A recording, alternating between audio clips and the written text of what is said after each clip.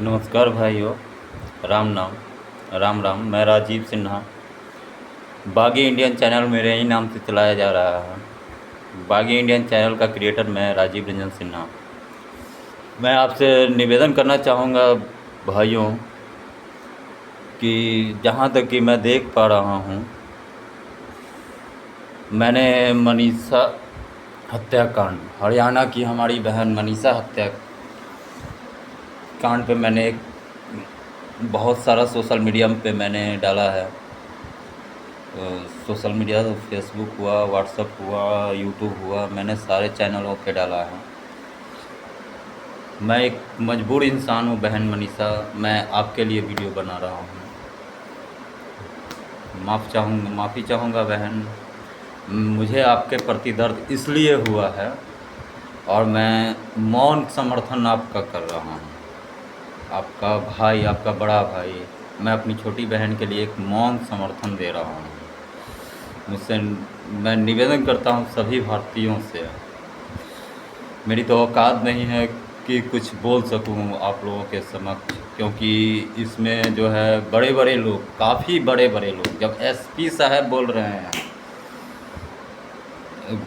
SP DGP सभी कोई press conference करके अपने आप को बचाने में लगे हुए हैं, अपने डिपार्टमेंट को बचाने में लगे हुए हैं और उनका कोई मकसद नहीं है, बस अपने डिपार्टमेंट को। क्योंकि इसमें कहीं भी कोई भी कांड होती है, पूरे भारत की मैं बात कर रहा हूँ, भारतीय पुलिस इतनी निकम्मी, इतनी हरामखोर पुलिस होती है ना कि उसके बारे में मैं बात कर रहा हूँ।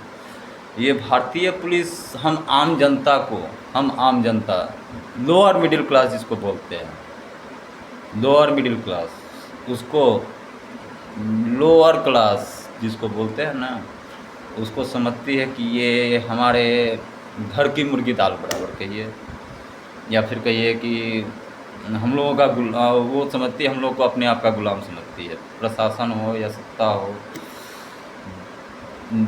क्या मैं बताऊं इस पुलिस की नाकामी। मैं खुद भुक्तभोगी हूँ, एक बार नहीं 10 बार से ऊपर मैं पुलिस की नाकामी का भुक्तभोगी हूँ।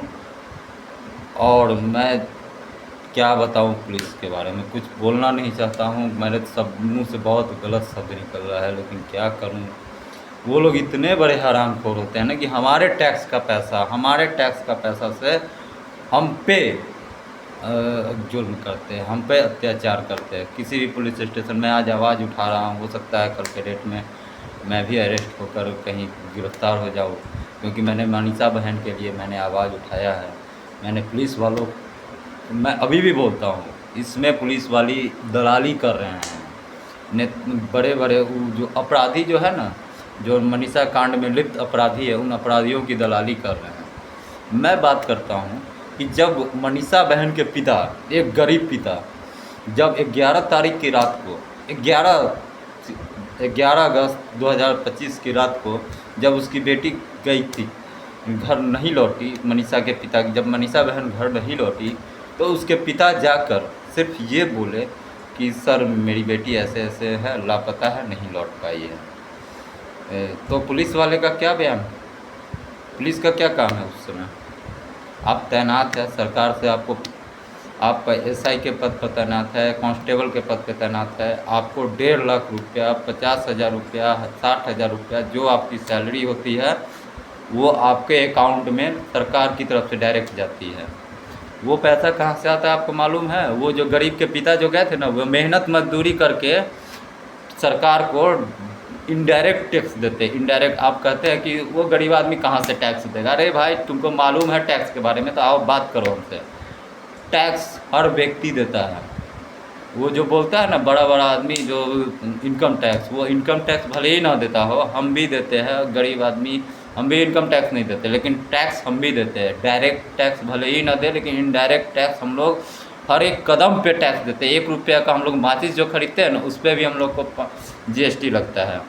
हम लोग जो बस से यात्रा करते हैं ना, लोकल सिटी बस सर्विस, उसमें भी 5% हम लोग ट्रांसपोर्टेशन का जीएसटी भरते हैं, तब जाकर हम लोग सफ़र कर रहे हैं। और पुलिस की जो सैलरी जाती है वो भी हमारे ही टैक्स के, वो डायरेक्ट और इनडायरेक्ट टैक्सों से लेकर, अलग अलग तरह के टैक्सों से लेकर, हम जनता के टैक्स से लेकर सरकार उस पे उन पुलिस वालों को, उन वर्दीधारियों को वर्दी और इसका पैसा देती है वेतन चलाने के लिए।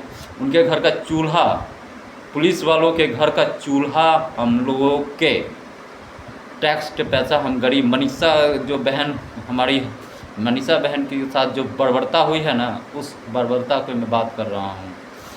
उस मनीषा बहन के पैसे से, हमारे पैसे से उस पुलिस वाले का घर चलता है। और उस पुलिस वाले ने क्या मनीषा के पिता को बोला, अरे जाओ ना, तुम्हारी बेटी कहीं पिकनिक मनाने गई होगी। ये मैं पुष्टि नहीं कर रहा हूँ इस तरह की बातों का, इस बयान का, पुलिस का ये बयान। लेकिन उसमें मैं मानता हूँ, जाओ ना तुम्हारी बेटी, 100% ये लाइन नहीं पुलिस वाले ने बोला होगा कि जाओ ना तुम्हारी बेटी कहीं भाग गई होगी, कहीं घूमने गई होगी पिकनिक मनाने के साथ, दोस्तों के साथ, जो भी बोला हो वो खुद ब खुद आ जाएगी 4 दिन में मैरिज सर्टिफिकेट ले। ये जहाँ तक मैंने बहुत सारे न्यूज़ चैनल, सोशल मीडिया पे मैंने देखा है, वहाँ पे मुझे सुनने को आया है कि इस तरह की बातें जब पहली बार चल रही थी, जब पहली बार मनीषा के पिता गए थे अपनी बेटी के लिए रिपोर्ट लिखवाने, इंसाफ मांगने, तो उस समय पुलिस वाले ने ये बात कही थी। अगर उस वक्त की मैं बात करूं, अगर उस वक्त पुलिस वाले अपनी जिम्मेदारी को, पदावस्थित पुलिस वाले अपनी जिम्मेदारी को जनता के प्रति, सरकार के प्रति, अपने राज्य के प्रति, अपने क्षेत्र के प्रति, अपने देश के प्रति अपनी जिम्मेदारी समझकर सिर्फ एक रिपोर्ट लिखकर उस पर कार्रवाई करते, त्वरित कार्रवाई करते, तो आज हमारी मनीषा बहन जिंदा होती, हमारे बीच होती, अपने पापाओं के बीच होती।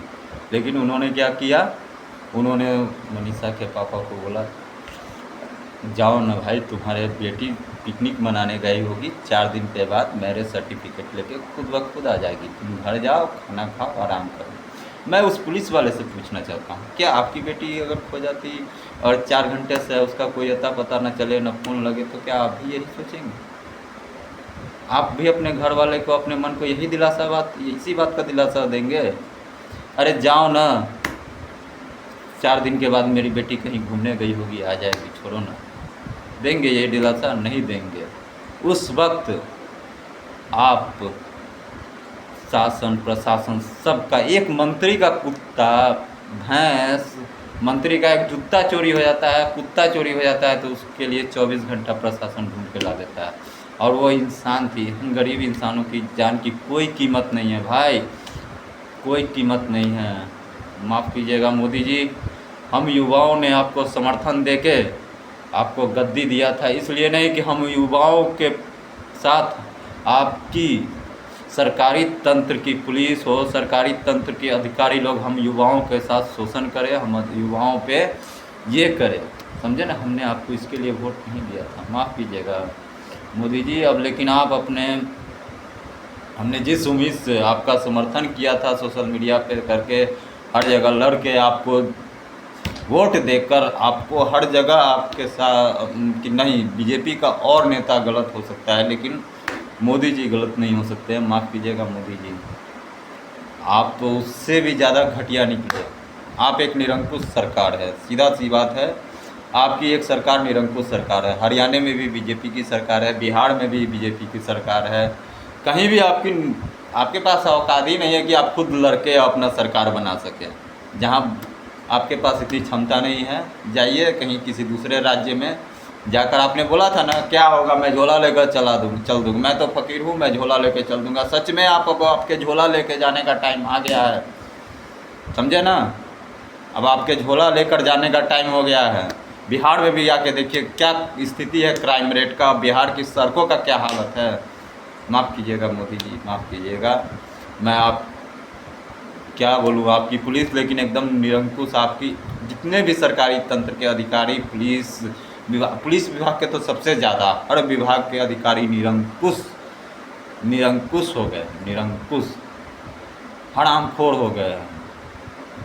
भाइयों, मैं आपसे निवेदन करता हूँ, ये मेरा बागी इंडियन यूट्यूब चैनल मैंने बनाया है, नाम से ही आप लोगों को पता चलता है बागी इंडियन। मैं इसमें मैं किसी सरकार, किसी प्रशासन या किसी खास व्यक्ति का मैं विरोध नहीं करूँगा, लेकिन जो सरकारी तंत्र में रहकर सरकारी सरकारी संवैधानिक पद पे पदस्थापित होकर, समझे ना, अपराधियों की दलाली करेगा, मैं उसके खिलाफ़ आवाज़ ज़रूर उठाऊँगा। इसके लिए आप लोग मुझे फांसी पे भी डाल दीजिएगा तो मुझे फ़र्क नहीं पड़ता है। मरे वैसे भी मर मर कर जी रहे, इस ज़िंदगी से अच्छा कोई फ़ायदा नहीं। भ्रष्टाचार बंद करो, ये भ्रष्टाचार